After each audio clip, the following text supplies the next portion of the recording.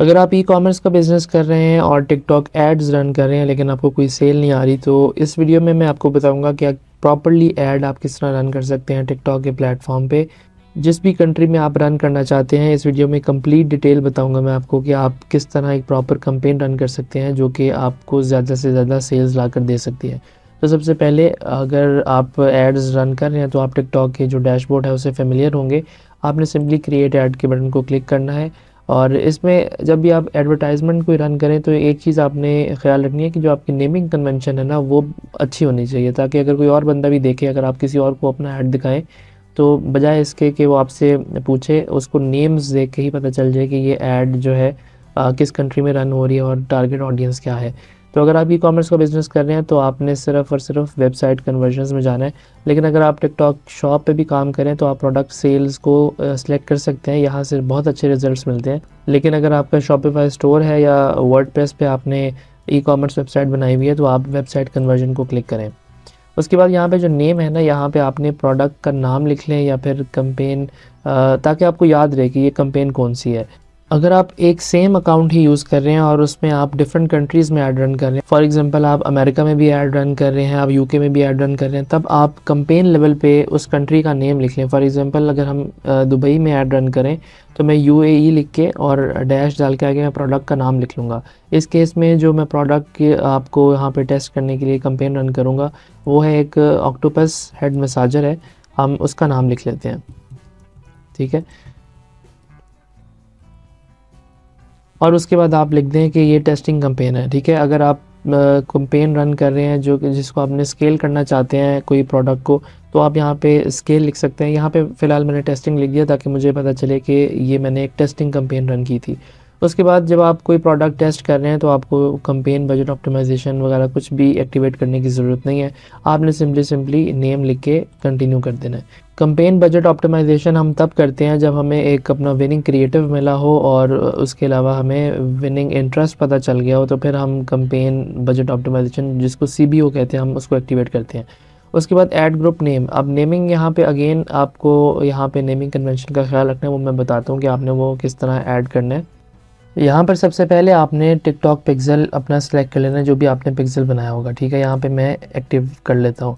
उसके बाद optimisation event जो है वो हम परचेज़ का इवेंट रखेंगे। ठीक है, यहाँ पे आप कंप्लीट पेमेंट का रख लें। परचेज़ का इवेंट फेसबुक पर आता है, यहाँ पे हम टिकटॉक में कंप्लीट पेमेंट को आप सेलेक्ट कर सकते हैं।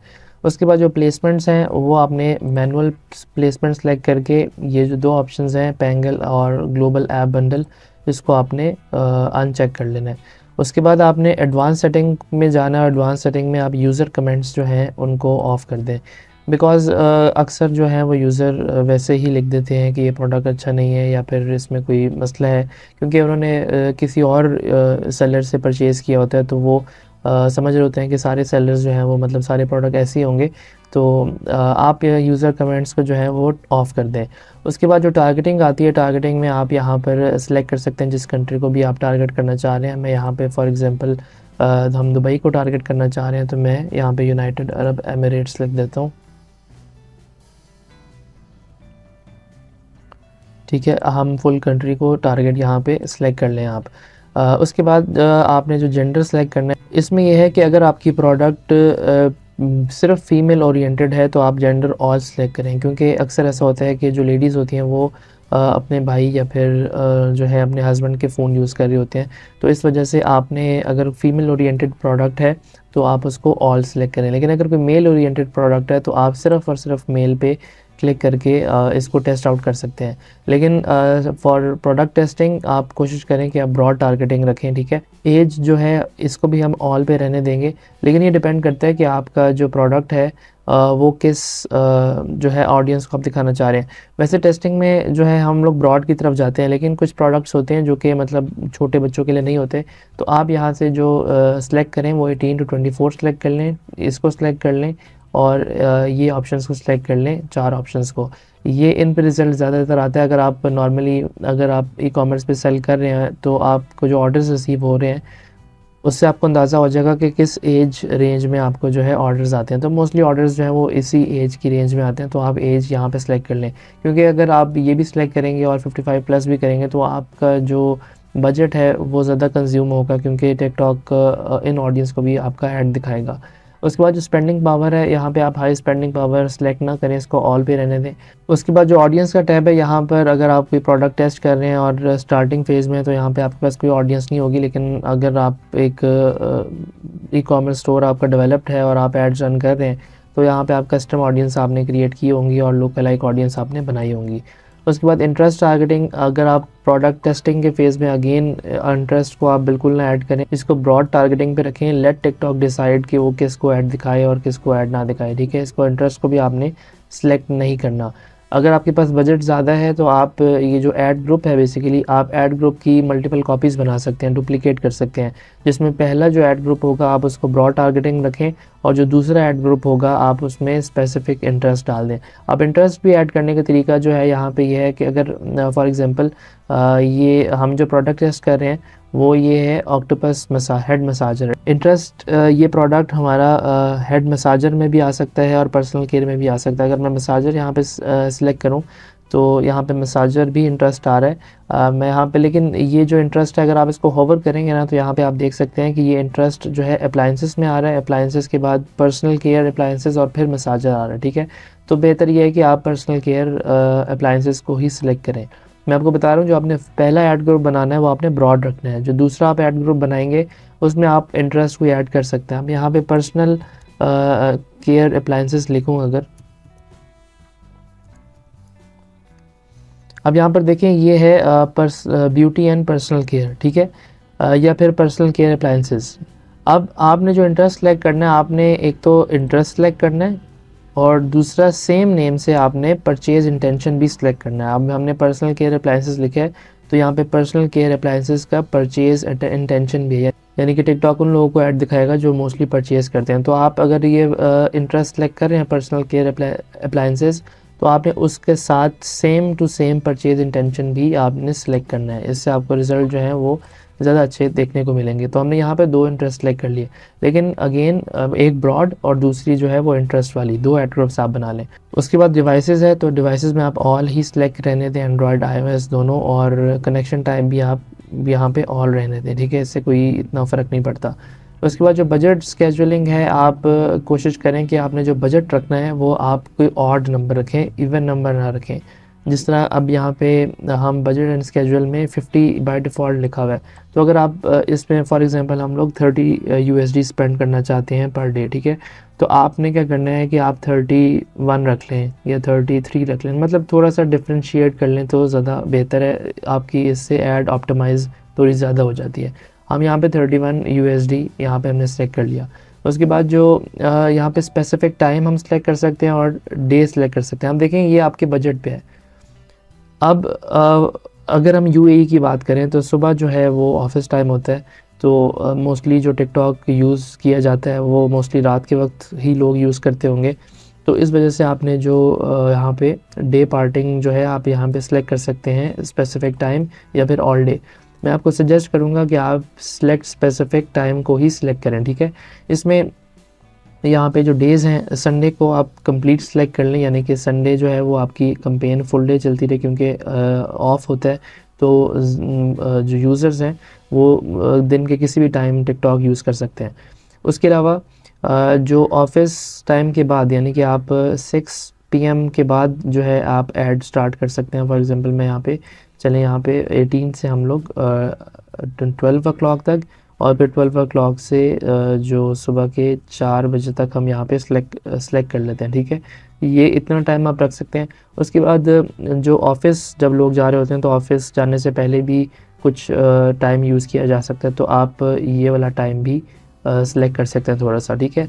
तो ये आप सेटिंग रखें टाइम की कि आपका जो ऐड है वो इन टाइम जो पीरियड्स में रन हो। उसके बाद जो ऑप्टिमाइजेशन गोल है, यहाँ पे आपने कन्वर्जन ही रहने देना, ठीक है। उसके बाद हमें मैक्सिमम डिलीवरी को ही आपने यहाँ पे सिलेक्ट करना है, और एडवांस सेटिंग में आपने कोई भी यहाँ पे सेटिंग चेंज नहीं करनी। आप सिंपली नेक्स्ट के बटन को क्लिक कर दें। अच्छा, यहाँ पे एक चीज़ स्किप हो गई, हम ऐड ग्रुप में वापस आएंगे। ऐड ग्रुप को अब यहाँ पे क्लिक करेंगे तो वो वापस उस पेज पे चला जाएगा।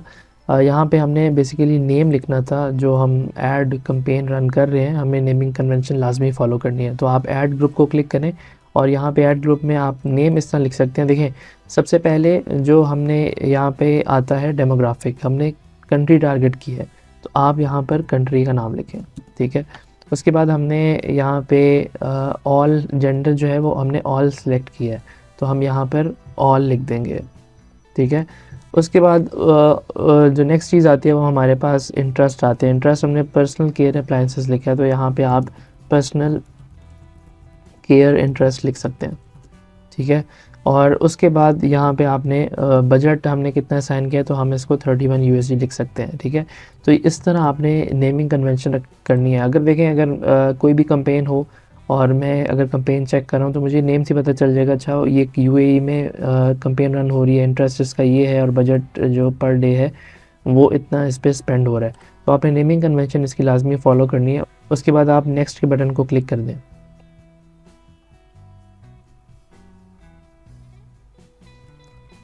अब यहाँ पे जो हमने क्रिएटिव अपलोड करना है, अब जो क्रिएटिव का नेम है वो आप यहाँ पर नेम बेशक यही रहने दें या फिर इसको आप डिलीट करके क्रिएटिव 1 लिख दें, और अगर दूसरा क्रिएटिव है तो क्रिएटिव 2 लिख दें।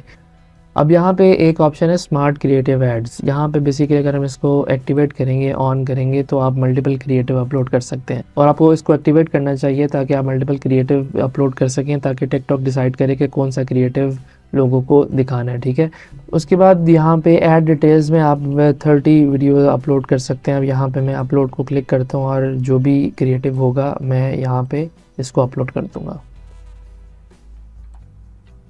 ये रेडी टू अपलोड है, तो इसको आप अपलोड कर दें। इसी तरह आपने जितने भी क्रिएटिव हैं आपने सबको यहाँ पे अपलोड कर लेना है।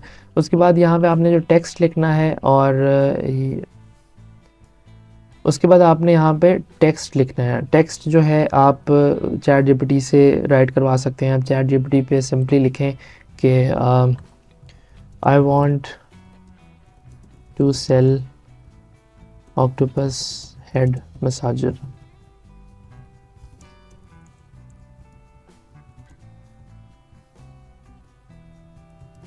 generate some text of primary headline for my TikTok ad, ठीक है। तो यहाँ पे आपको मल्टीपल सजेशंस वो दे देगा। आप यहाँ पर अगर मल्टीपल नहीं दे रहा तो आप यहाँ पे लिख देंगे सम मोर आइडियाज़, तो आपको मल्टीपल जो है वो हेडिंग्स जनरेट करके दे देगा। फॉर एग्जांपल यहाँ पर experience ultimate relaxation octopus head massager, ठीक है। फॉर एग्जांपल मैं अगर इसको कॉपी करूँ, अब यहाँ पे जो टेक्स्ट है यहाँ पे आप कोशिश करें आपने वो टेक्स्ट ऐड करना है जिसमें कोई क्वेश्चन हो, ठीक है। अब फॉर एग्जांपल हमने ये जो कॉपी की है मैं इसको यहाँ पे पेस्ट कर देता हूँ, तो टिकटॉक भी यहाँ पे कुछ सजेशंस वगैरह यहाँ पर हमें देगा कि हम इसके अलावा क्या यूज़ कर सकते हैं, ठीक है। अच्छा, इसमें एक और चीज़ ये है कि कोई क्वेश्चन यहाँ पे आपने ऐड करना है। मतलब आप लिख सकते हैं कि are you tired and want to feel relax, experience ultimate relaxation with octopus head massager, ठीक है। आप यहाँ पर ये लिख सकते हैं। तो बेसिकली कोई क्वेश्चन लिखें और उसके बाद आप अपने प्रोडक्ट का बता दें कि यहाँ पर आप क्या सेल कर रहे हैं। आप यहाँ पे फ्री शिपिंग अगर दे रहे हैं तो यहाँ पे फ्री शिपिंग भी लिख दें, और अगर 40% ऑफ या 50% ऑफ जितना भी ऑफ दे रहे हैं आप यहाँ पर आप वो भी लिख सकते हैं। अब यहाँ पे हमें वो जो एरर दे रहा है could not upload one creative, ठीक है, इसको हम री अपलोड करेंगे तो यहाँ पे नेम का मसला आ रहा होगा आई गेस। तो सिंपली अगर ऐसा कोई आपके पास इशू हो तो आप इसका नेम जो है वो यहाँ पर चेंज कर लें क्रिएटिव का, ठीक है। जब नेम चेंज करेंगे तो अपलोड करेंगे तो वो अगेन जो क्रिएटिव है वो अपलोड हो जाएगा, ठीक है। उसके बाद जो कॉल टू एक्शन है, कॉल टू एक्शन आप हमेशा शॉप नाउ रखें, ठीक है। यहाँ पे एडिट को क्लिक करें, एडिट के बाद स्टैंडर्ड, और स्टैंडर्ड के बाद यहाँ पर जो बटन है हमारा वो शॉप नाउ का ही आना चाहिए। ऑर्डर नाउ भी कर सकते हैं, लेकिन मोस्टली कन्वर्जन जो है मैंने एक्सपीरियंस जो किया वो शॉप नाउ पे आती है। उसके बाद जो वेबसाइट का URL, यहाँ पे आपने जो भी आपकी वेबसाइट है आपने उसका यहाँ पर URL ऐड कर देना। उसके बाद ट्रैकिंग वाले ऑप्शन में यहाँ पे आपका पिक्सल शो हो रहा होगा, और आपने यहाँ पे कुछ भी चेंज नहीं करना, और मज़ीद यहाँ पे थर्ड पार्टी ट्रैकिंग सिस्टम कुछ भी चेंज नहीं करना। आपने सिंपली सबमिट करके अपनी ऐड कैंपेन को रन कर देना है। और देखें, कोशिश करें कि जो आपकी ऐड है आप उसको तकरीबन 1 या 2 दिन चलने दें, क्योंकि होता इस तरह है कि आपको देखें बहुत बड़ी ऑडियंस है, ठीक है। टिकटॉक पे बहुत ज़्यादा लोग बैठे हुए हैं, तो टिकटॉक ने क्या करना है कि वो राइट ऑडियंस फाइंड करनी है आपके लिए जो कि आपका प्रोडक्ट परचेज़ करना चाहते हैं, ठीक है। अब मुख्तलिफ जो है वो ग्रुप्स बने होते हैं। मैं आपको यहाँ पे पेंट से एक्सप्लेन करता हूँ कि किस तरह ये चीज़ काम करती है, ठीक है। अब यहाँ पर देखें ये टिकटॉक का फॉर एग्ज़ाम्पल ये सारी टिकटॉक की ऑडियंस है, ठीक है। अब टिकटॉक ने क्या किया होगा, वो ग्रुपिंग की होती है, मतलब ये ग्रुप 1 है जिसमें इंटरेस्ट जो है कोई एक इंटरेस्ट के लोग होंगे। ये जो है हमारे पास ग्रुप 2 है, ठीक है, इसमें कोई और इंटरेस्ट होगा। अब ये जो है ये ग्रुप 3 है, यानी कि इसमें कोई और इंटरेस्ट जो है टिकटॉक ने बेसिकली जो जितने भी यूज़र्स होते हैं उनको ग्रुप किया होता है। अब अगर फॉर एग्ज़ाम्पल ये पहला जो इंटरेस्ट था हमारा, ये जो पहला ग्रुप था, अगर हमने होम केयर अप्लायंसेस सेलेक्ट किए तो टिकटॉक हमारा जो है वो डायरेक्टली ऐड इस ग्रुप को दिखाएगा। अगर हम इंटरेस्ट फॉर एग्ज़ाम्पल सेलेक्ट नहीं करते तो फिर टिकटॉक क्या करेगा कि हर ग्रुप को थोड़ा थोड़ा स्पेंड करके दिखाएगा सबको। फिर जिस पे कोई क्लिक्स आने लगेंगे तो टिकटॉक थोड़ा सा उसका जो एल्गोरिथम है वो इसको एनालाइज़ करेगा, अच्छा हमें ये फ़लाँ ग्रुप से क्लिक्स आ रहे हैं, इट मीन्स कि ये हमारी राइट ऑडियंस है, तो फिर आपका वो बजट जो है वो उस पर्टिकुलर ग्रुप में स्पेंड करने लग जाएगा। अब फॉर एग्ज़ाम्पल अगर हमने होम केयर अप्लायंसेस वालों को सिलेक्ट किए तो टिकटॉक डायरेक्टली हमारा ऐड जो है वो इस पर्टिकुलर इंटरेस्ट ग्रुप को दिखाएगा जो कि हमने इंटरेस्ट सेलेक्ट किया होगा। कभी कभी ये चीज़ अच्छी काम करती है, कभी कभी जो है हमें ब्रॉड इंटरेस्ट भी जो है वो अच्छे काम करते हैं। उसकी रीज़न ये होती है, अब फॉर एग्ज़ाम्पल हमारा जो प्रोडक्ट है वो है जो पर्सनल केयर इंटरेस्ट वाले लोग हैं वो परचेज़ करना चाहते हैं, लेकिन अगर उसके अलावा किसी और इंटरेस्ट को अगर टिकटॉक दिखाए, फॉर एग्ज़ाम्पल इस इंटरेस्ट को अगर टिकटॉक दिखाए तो माइट भी पॉसिबल है कि ये वाले लोग भी परचेज़ कर सकते हैं। तो मतलब ये है कि आपकी जो मेन चीज़ है ना वो क्रिएटिव है। क्रिएटिव में अगर आपका हुक है, यानी कि जो फर्स्ट 2-3 सेकंड्स हैं, अगर उसमें कोई आपने अट्रैक्टिव चीज़ डाली हुई है तो ज़्यादा से ज़्यादा चांसेस हैं कि आपका जो है ना वो कोई और इंटरेस्ट वाले भी आपका प्रोडक्ट परचेज़ कर सकते हैं। तो ये बेसिकली आपने जो पिक्सेल है, पिक्सेल एक एल्गोरिथम है, ठीक है, टिकटॉक का एक मशीन लर्निंग का एल्गोरिथम है। वो उसमें जितना डाटा हम उसको देंगे ना वो उस हिसाब से लर्निंग करेगा। तो अगर आपका ऐड 1 या 2 दिन चल गया, ठीक है, तो पिक्सेल के पास एक अच्छा खासा डाटा होगा जिससे वो एनालाइज़ कर सकता है कि अच्छा मैंने अब किसको ये आपका ऐड दिखाना है। तो स्टार्टिंग में हो सकता है कि आपको ऑर्डर्स ना आए, लेकिन अगर आप वेट करें तो आप अच्छे कन्वर्जन्स टिकटॉक से निकाल सकते हैं। अब फॉर एग्ज़ाम्पल यहाँ पे कैलकुलेटर में अगर ओपन करूँ तो कैलकुलेटर में देखें, फॉर एग्ज़ाम्पल डॉलर्स की बात करते हैं, ठीक है, आपके $10 स्पेंड हो गए हैं, ठीक है, $10 स्पेंड होने के बाद आपको कोई भी ऑर्डर फॉर एग्ज़ाम्पल नहीं आया।